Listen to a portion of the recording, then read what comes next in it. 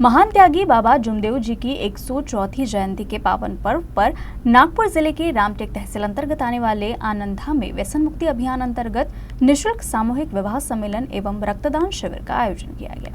महान त्यागी बाबा जुमदेव जी की जयंती के अवसर पर रामटेक आनंदधाम में आयोजित 16वें निःशुल्क सामूहिक विवाह सम्मेलन में कुल 21 युगल परिणय सूत्र में बन गए, जबकि डागा हॉस्पिटल के सहयोग से 30 से अधिक युवाओं द्वारा रक्तदान किया गया।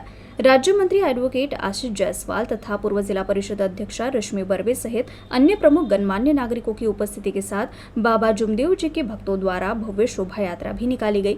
बारिश के बावजूद इस आयोजन में बाबा के श्रद्धालु बड़ी संख्या में शामिल हुए। महान त्यागी बाबा जुमदेवजींनी मला लिखित आदेश दिल्याप्रमाणे 1992ला मला आदेश दिला, त्याप्रमाणे 2010 पासून आपण ह्या विवाह सोहळ्याचं आयोजन करण्यात आलं। 2010ला पहिल्या वर्षी 11 जोडप्यांचं लग्न झालं।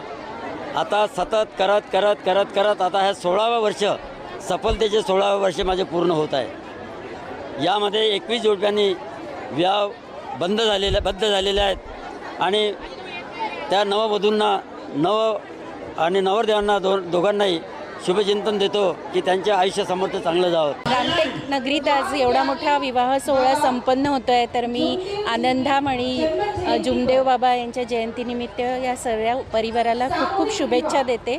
आज मला वाटतं 21 जोडप्यांचा इथे शुभविवाह होतोय।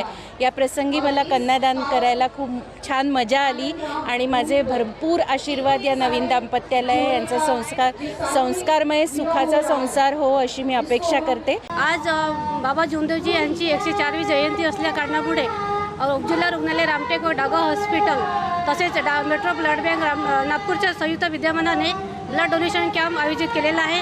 मी सर्व जनतेला आवाहन करते की या रक्तदान शिबिरामध्ये जास्तीत जास्त संख्येने रक्तदान करून लोकांचे प्राण वाचवावे ही सर्वांना नम्र विनंती।